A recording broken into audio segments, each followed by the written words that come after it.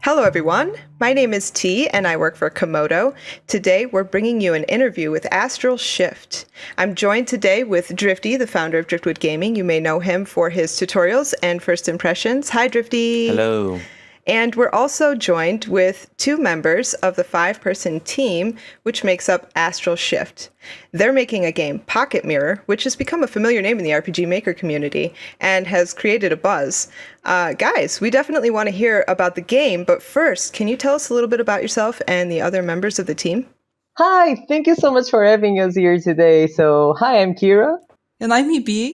Essentially, we as members of AstralShift have been working on Pocket Mirror for quite a while now, right? The game has been released in 2016. And just like you said, our team is a 5-member team.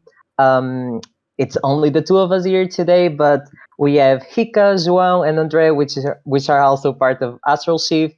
And we are all currently working actually on Little Goody Two Shoes, which is our new title. Of course, we are also working on this remastered version of Pocket Mirror, which we are really happy to bring on. Maybe we want to talk a little bit about it as well. So I guess for an introduction, so I'm EB. I'm the co-founder of AstralShift alongside Kira. And we're currently, as he said, working on Little Goody Two Shoes and this remaster of Pocket Mirror. So the intent for this remaster is basically to preserve the same experience our older fans have gotten to know and enjoy since 2016 when the game was released, and just, I guess, give it a fresher look with a new art style, and give a refresh also to the environment, and add up a little to the storyline. So you may expect a new ending and some more extra content. And yeah, basically that's it. Just bring the game to Steam and get it to a new audience. Very nice. That's exciting. I know I've seen a little bit of Pocket Mirror, and it's just a beautiful game, and I'm looking forward to seeing it come out. Thank you so much. We got to see you guys play Pocket Mirror before in your stream. It was really fun, honestly. Cool. It was fun for us, too. Yeah, it's a pretty good game. So you guys are a team of 5. What inspired all 5 of you guys to get together to create a game? Oh, well, actually, Pocket Mirror wasn't actually made by AstralShift as it is today. So back in the day, we had what we call the Pocket Mirror team. So basically, our collaborators who work with us in the game. Basically, we didn't have a name back then. AstralShift was something that came along during the last year of production, actually. So our team currently, it's Kira, he's the lead artist for AstralShift, and I'm EB, I'm the writer in the general sense. We have Hika, he's our background artist. So he's in charge of, background illustrations, motion graphics. He's, I guess, a jack of all trades in a sense. And then we have our programmers. We have João, who's a programmer. He's currently working with us on Little Goody Two Shoes together with Andre. So the two of them make up the programming team pretty much. So yeah, it's essentially 2 separate groups of people who are working on the 2 games.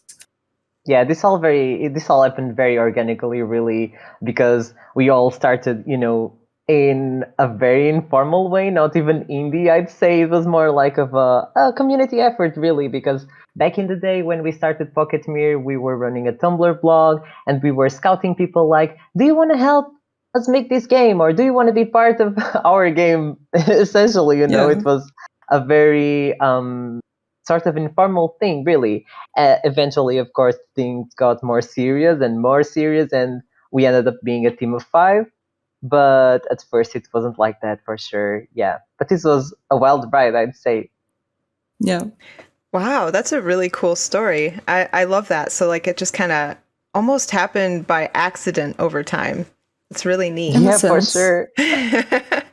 So as far as I understand, Pocket Mirror has been in development since at least 2014. How have you guys been able to keep momentum over the years to keep developing it? Oh, I think it was like a big social media effort for us. Essentially, we try to keep a close bond with our community. Really, we have a Discord server which has a lot of people over there. We also have our Patreon page, our Twitter page, and we try to interact as much as we can with our fandom in a way. And it's very rewarding, because in a sense we got to even collaborate with people like artists. For example, Eleanor, which is a very talented artist, we got to work with her because at first she was a fan of our game, and then we happened to become friends and be able to collaborate in all these sorts of things, even create an original song for Pocket Mirror with her. So it all happens like that. I'd say we try to keep a close look at what people say of our games. We try to interact with them, and yeah, things are a little bit more complicated nowadays because we have our hands full, with this remaster and also working on another game, while managing our own lives as well. So sometimes, keeping this momentum is not so easy, but I think we have done something okay. Mm-hmm. Yeah, I know it's a real challenge to be able to keep going on the same project year after year, and I agree. The community is such a good motivator. Yeah, definitely. And like I guess the keeping up the momentum was especially challenging when we were working on the free version of Pocket Mirror, so the original game. Since you asked, it was in development, I guess development proper since 2014 to be released in 2016. And during those 2 years of, I guess, I'll call it heavy development, because the game has been, been conceptualized and in pre-production for a couple of years back. Didn't really start in 2014 per se. But yeah, I guess the most challenging bit was really keeping everything and everyone on the same page. Because since it was, like Kira said, a community effort, so people got involved out of, I guess, motivation and liking the game itself, since it was a free game. So that was definitely challenging. Mm-hmm. Yeah, I can understand. I imagine that would be a lot to juggle. Yeah, definitely was. So what aspects of game design do you each enjoy the most? Oh, do you want to go first, Evie? I can go first. So for me, it's definitely setting up the narrative and the progression of the story, and then translating all of that into game mechanics and how you present the story and its progression, I guess, in game form. So basically just taking, I guess, plot developments and thinking like, oh, how do I want to showcase this, I guess, conversation? So in what context will this be shown? How will the player stumble upon, I guess, this piece of lore or this cutscene? That's the most fun part, because that's really when we get to brainstorm ideas. So I guess our work method for this kind of thing is basically just Kira and I brainstorming ideas for a very long time and taking notes. And then at the end, just filtering out what we actually want to do and like what ideas to keep and everything. So that's definitely I guess, that sweet spot of the game design, just figuring out how to approach everything and how to showcase it to, I guess, the player, really. Mm-hmm. I think for me, the best parts of game design would also be something along what Evie said. It's really fun to figure out the plot line and everything.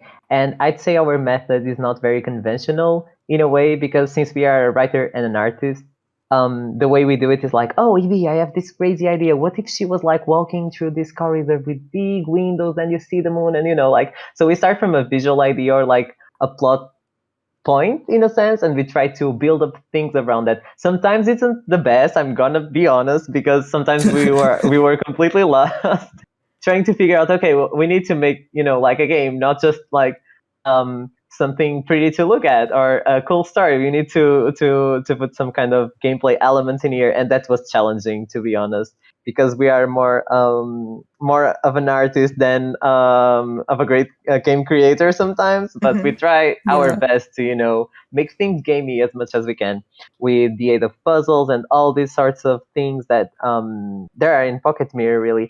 And that's also something I wanted to say, because we've been talking about team before, community, and how this was a community effort as well. And something that happened a lot in the production of Pocket Mirror initially was that the people that we worked with, which are actually part of the Pocket Mirror team. So I'm talking about Jess, McMango, Yuzuki, a lot of people really. I would like to shout out everyone, but they would pitch in some ideas as well, even in an indirect way. So since this was pretty much a passion project, nobody got paid at the time because it was a free game. We were all contributing to make this vision come to life.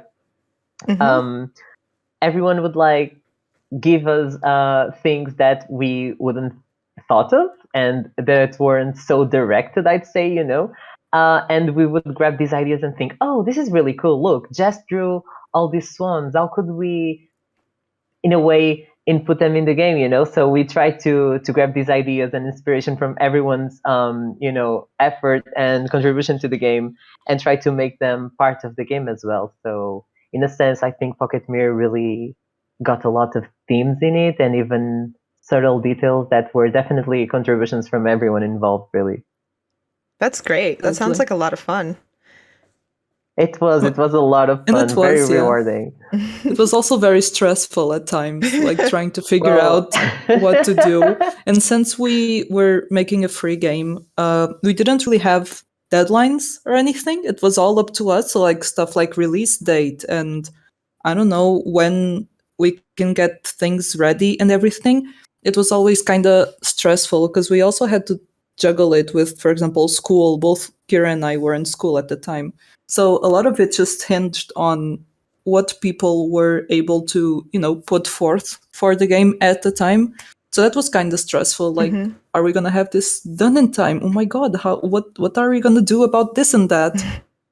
That was kind of, we weren't expecting that at the time. I think that's probably a common struggle. Yeah, still is, I guess. Such is the life of a game developer. Yeah. Well, actually, that leads me to another question.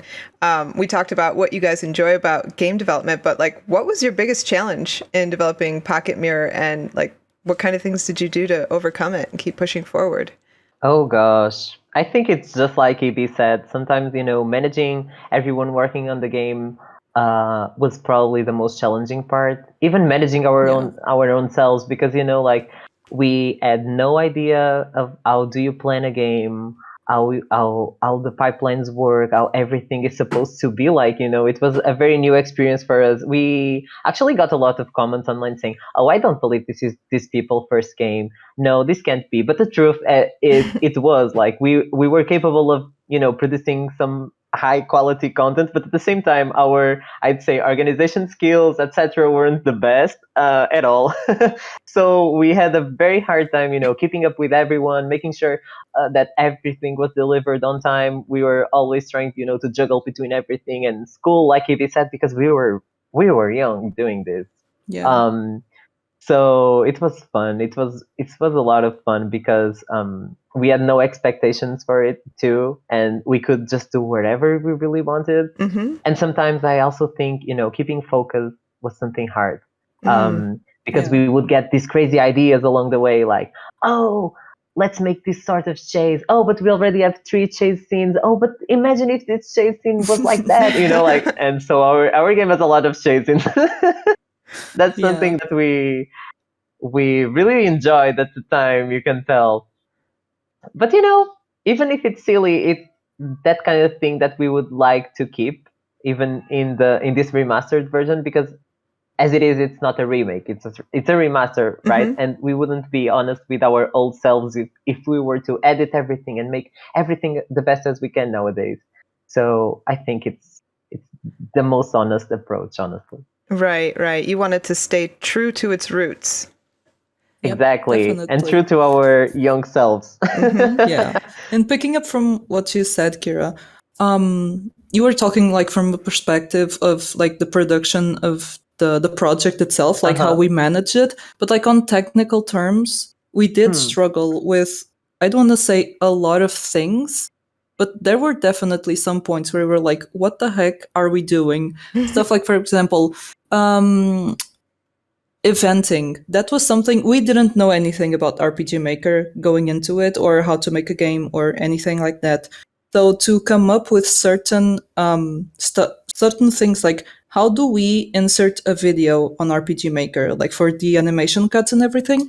How do we do that? How do we, like, we found out about parallaxing. And at first, the maps were going to be made like just on RPG Maker, just tile setting everything, like The Sims pretty much.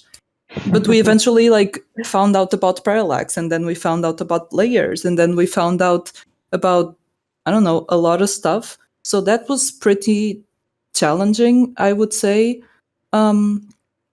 Because like definitely we did struggle at first with not really knowing how much we can do and how large our scope could actually be. Because once you get to play the game, you will definitely notice that at first it's very, I guess, contained in a sense, despite its visual looks and everything. And when you get to the end, we're actually just morphing RPG Maker into, I don't know, we have a spiral map. We had no idea if that could even be done, but we, went for it. So that, I guess, it was one of we were trying to experiment. Yeah, the right? technical I don't want to say difficulties, but challenges definitely helped us grow and everything. We kind of tinkered with the engine until we got what we wanted, essentially. So that kind of means that your game is like a visual manifestation of your growth over time. That's really neat. Yeah, definitely is. For sure. When it came time to market Pocket Mirror, what tools did you guys use, and what would you say were like things that helped you propel the name in the community and get the game out there? Well, definitely social media. That's our, I guess, biggest weapon when it comes to marketing and everything. Just having a presence and being there, replying to people's questions. That was a big thing. Like, we used to simply reply to everything we were asked about the game and everything. Not directly. Sometimes people would be like, oh, when is the game coming out? Or like, more objective questions like, oh, what is this character's name? And we would be like, oh, wouldn't you like to know? Maybe you have to wait until the game is released. So like, by answering, I just mean, engaging with the community, replying to comments, just being there for people, I guess. And then we eventually, we were on Twitter for a long time, and we got our Discord, which is where we interact, I guess, more personally with our fans and I guess just everyone who stops by. And we sometimes engage in, calls, just joking around and everything. And we feel that kind of strengthens our bond with our community. We'll definitely want to be active devs in the community as much as we can. Of course, this is, it's always hard to juggle developing the game itself and then engaging with the community and everything. But it's something we definitely, I guess, want to be there to experience because it's a lot of fun. At first, we were kind of like, oh, well, let's just engage with them. Nowadays, I do check the Discord server every day, so it's become a bit of a, it's just fun, really.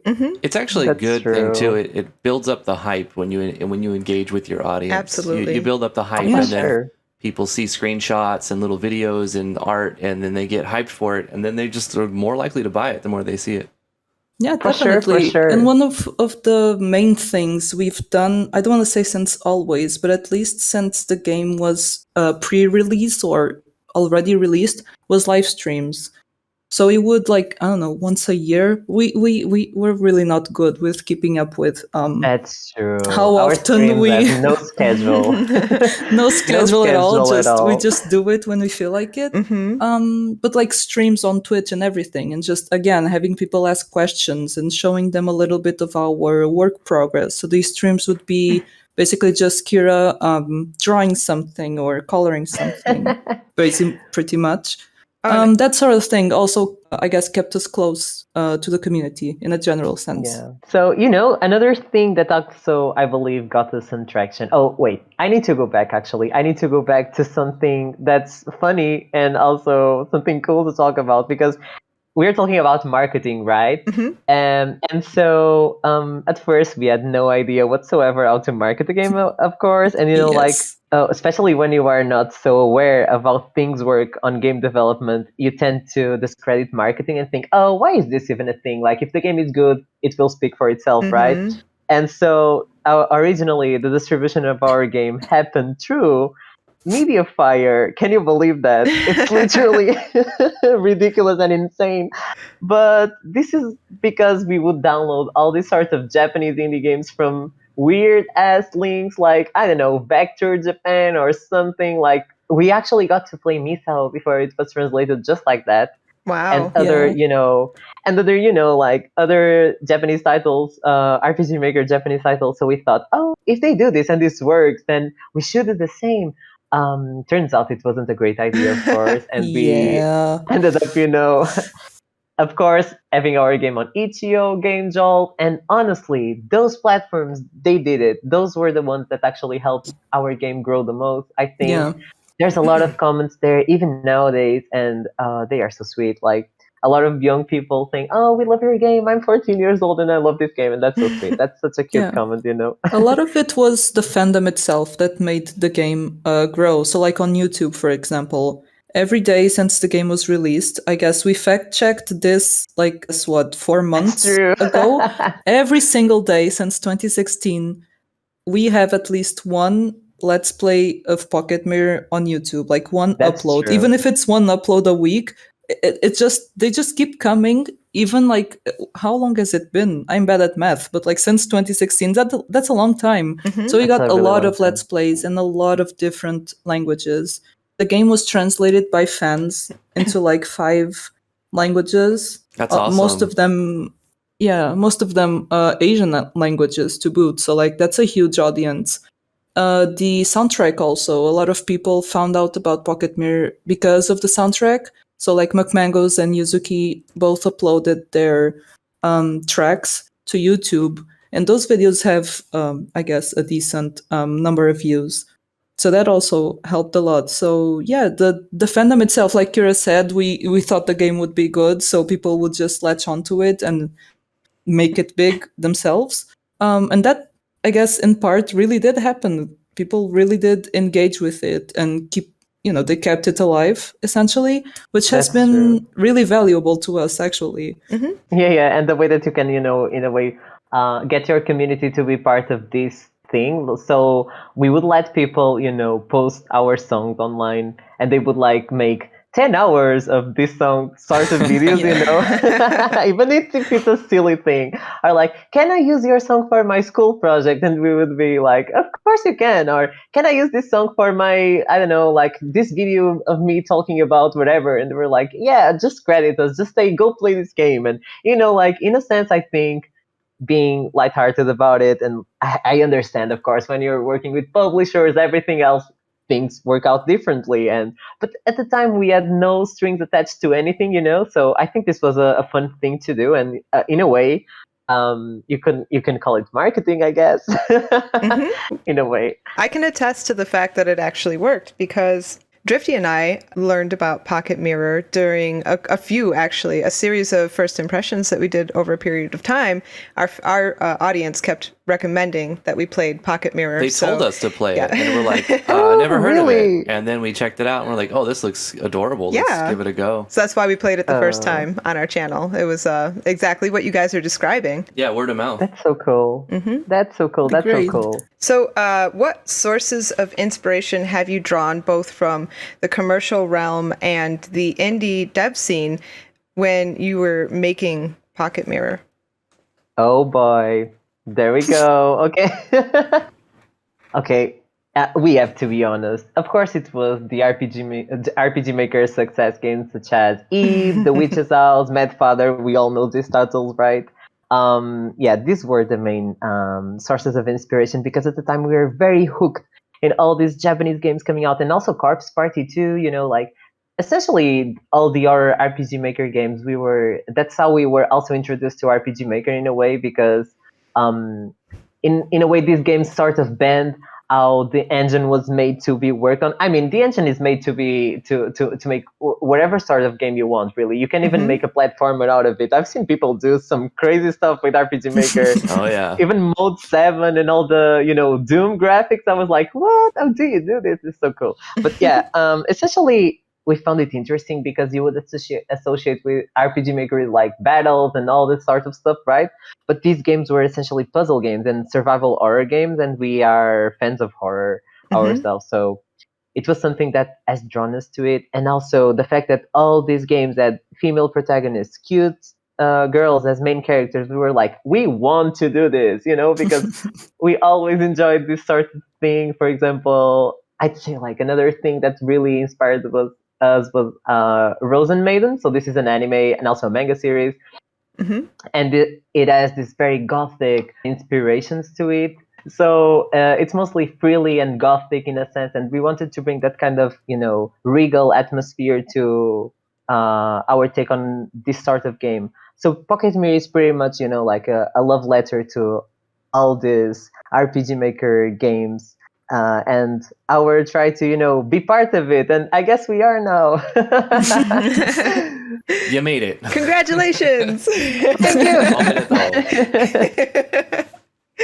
It's exciting. It's exciting what's happening with it. I'm looking forward to see what it looks like when it's all finished. Yeah, really. I'm really excited too.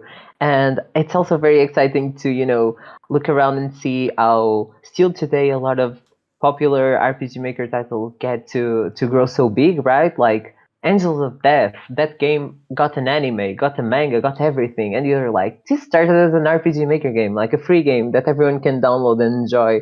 And that's so inspiring. That's so inspiring. I think that what keeps us going really and makes us think, no, this sort of game has future, this sort of game has, everything to give to, the gaming world, which is great because you think of something very small like an RPG Maker game can't make it big, but that's completely false.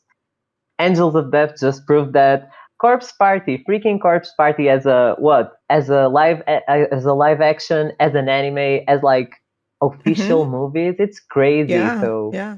For everybody else, what advice would you give to the other indie game devs out there that are hoping to put out a commercial game or maybe make a successful game? Oh, that's a loaded question. Rule number one, at least for me in our experience, and this is going to sound very, very cheesy, but honestly, not giving up at, when you face a challenge, just don't give up. Just give it your best effort. We understand like Pocket Mirror was made as a free game. It was a community effort. And we understand that there were some things, specific things that helped sell the game as something that was, I guess, trustworthy and eventually actually coming out and not just some random passion project.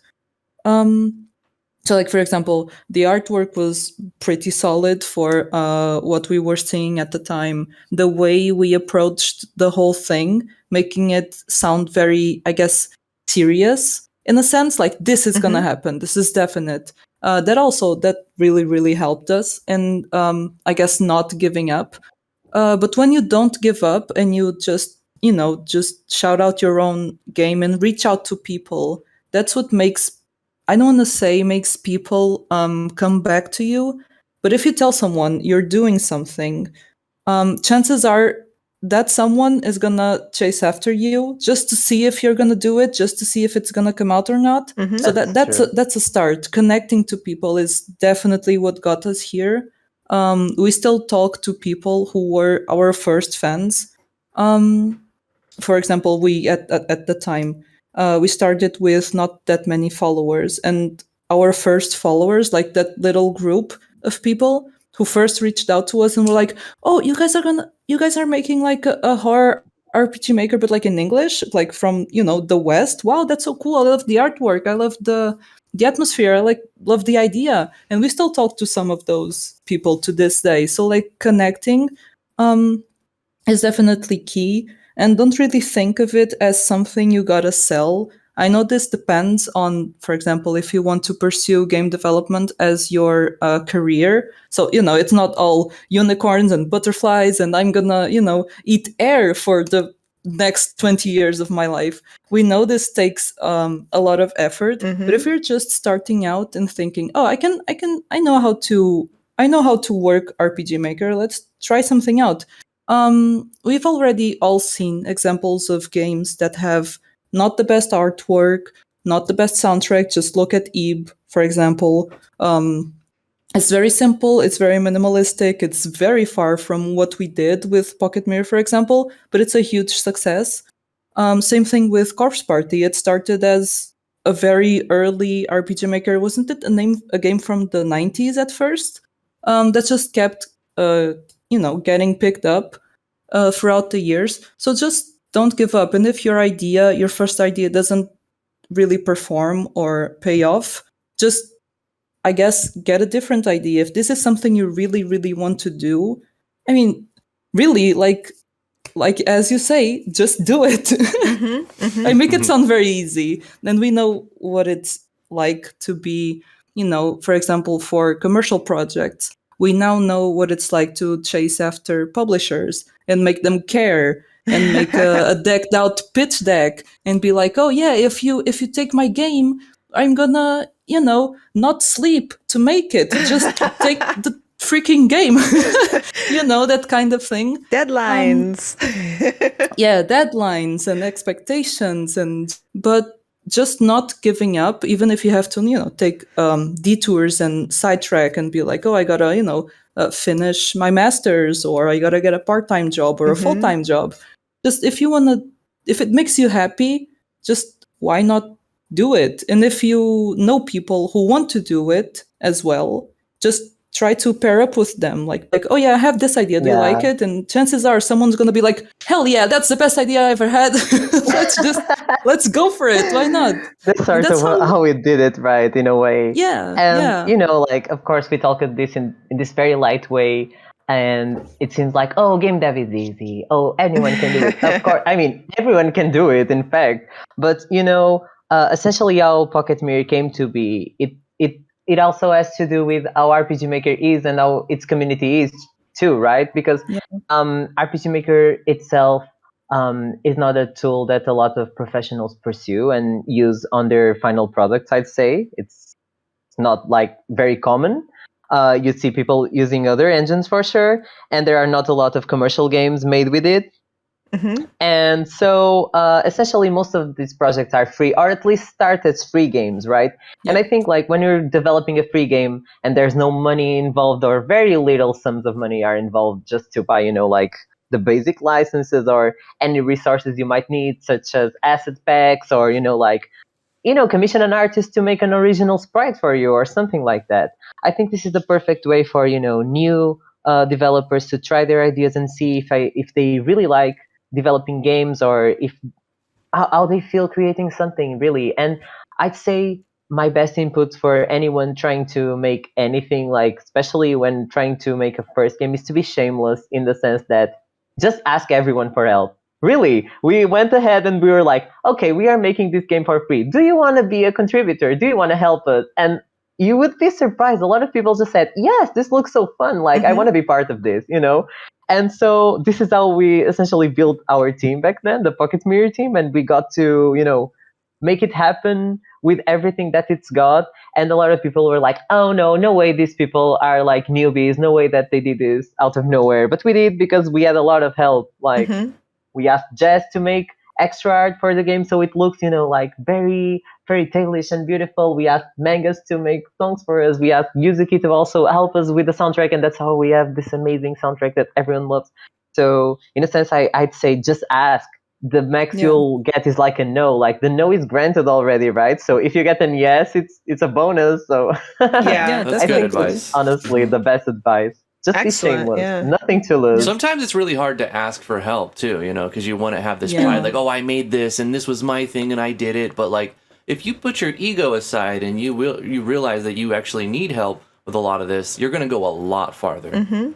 Yeah, definitely. Absolutely. And I feel our, I guess, I don't want to say community, but like people in general tend to, I don't want to say glorify, but I'm just going to say glorify solo devs and people who make stuff by themselves. That's great. I'm not taking anything away from them. but that's really not the majority. If you think of amazing games you love, chances are there were more than one people involved, even if at just a certain point. So like, this isn't you can't do stuff by yourself, but like, you don't have to. If you feel like you're lacking here or there, just like Kira said, be shameless, ask. We have some stuff in Pocket Mirror and definitely in Little Goody Two Shoes that we only have because we were shameless. Stuff like 2D animation. We were like, oh, we can't pay for, isn't that high tier? Isn't that AAA stuff? Like to have our characters as anime girls just, running around and stuff. Like actually, it's really not that, big of a deal. We just went ahead, asked people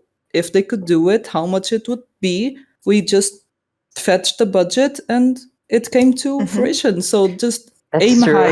You have no reason to aim lower. I would say aim high first and then reevaluate if that doesn't work, or That's if true. That's true. you I agree. are gonna I agree.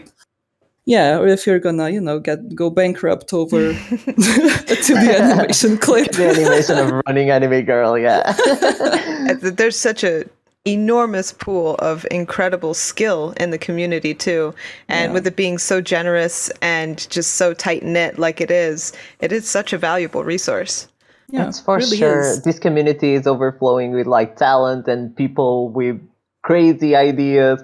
All the scripts we used on our game, like Yes. all these people like spent hours and hours developing all these crazy skills to make RPG Maker amazing and able to do all these sorts of weird things. It's so cool.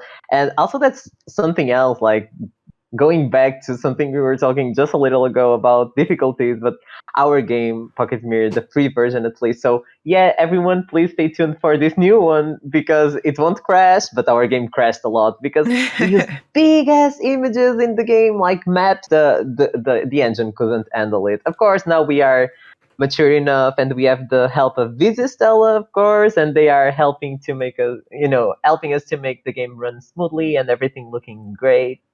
So, like this community is full of great people, cool people. I think reaching out is the key. Yeah. Yes, Yeah, I agree with absolutely. that. So moving forward as a team, do you guys plan on continuing to develop games using RPG Maker? That's a tricky question. Honestly, I would love to. When it's, we are currently using Unity to develop our newest project, which is Little Goody Two Shoes. We are trying something a little bit more ambitious when it comes to mapping, mostly. And so we couldn't achieve that in RPG Maker, really. But you know what RPG Maker can be really good for, even for developers that don't end up using it completely when creating a full game? It's for mocking up your ideas to make sure that your proof of concept works, to make a playable thing that's easy to build, Yeah. something that is very, hands-on work, and you can get it out easily, just like that. Or even if you want to give like a community something to test, and you want to see how everyone reacts to this very crazy idea that might leave you to uh, end up in bankruptcy or something. So you might just want to test it first and not I'm just kidding, but I think it really depends on the project. Little Goody Two Shoes wouldn't be something that we could do on RPG Maker, I think. But a lot of mechanics that we ended up bringing up to this game, and our thought process, I'd say, really, really is inspired by RPG Maker. The way that we, for example, the way that we talk with our programmers sometimes is like, oh, so this is a show image, and they're like, what? And this is such an RPG Maker thing, like That's show image. interesting. Like, It's like a basis right? of comparison when you're like trying to describe a new function in Unity. You're like, oh, this is how you show text in Unity. Exactly. That's exactly it. And it's so much fun because you get to, look at RPG Maker and say, oh, actually that software had everything in it, like you could just build a game just like that. All those functions were already there for you, and now we have to create them all, ourselves. So it's fun because we Good get luck. to look a lot of RPG Maker and say, okay, let's just copy RPG Maker in this. Okay, Yeah. this they know what they are doing. This is how we feel. It's such an incredible engine in that, like, you can make something with just a little bit of knowledge, but you can also dig so deep and do so many things with the engine with a little bit more knowledge if you want to really get into it. Yeah, That's for sure. definitely. That's for sure. So is there anything that you guys would like to just tell the audience? No questions or anything like that. Just like, what do you want to say to the audience? Do you have anything you'd like to share with them or let them know? Oh, I'd totally like to tell our audience if they liked, of course, to join our Discord server and to keep up with us on Twitter. We try to be as active as possible as AstralShift Pro on Twitter. We post updates on things, especially the development of Little Goody Two Shoes and even some more secrets to come for this new Pocket Mirror remaster. So we hope to be able to share a lot of things with you guys there and more exciting news soon too. But yeah, if you want to join our community, it would be great. We would love it. And of course, if you could support us on Patreon, which is where we share most of our, development, our development of our games. Really, it would be great. It's always great to have everyone's support and to be able to have an even more direct contact with you guys. So yeah, I think that's it. What do you think, EB? That's it. That's it. We would really appreciate it if you guys just followed us on social media, see what we're up to. We do have some great news coming up, some great updates, and of course, just join our Discord to like just ping us whenever you want. We're not skittish. We reply. So if you want to just hang out or something, We just- try to. yeah, just pop on.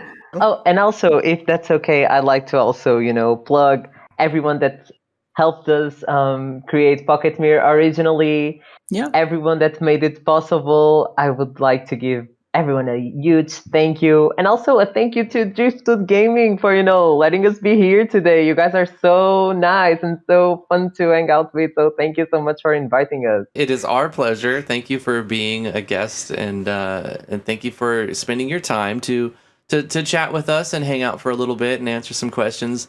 I know the audience is interested to hear what you guys are doing, and just thank you so much. Appreciate you. Yeah, thank you for coming. It's really such a pleasure for you to take the time to come and talk to us, let us get to know the team a little bit better, hear some tantalizing details about what's coming up.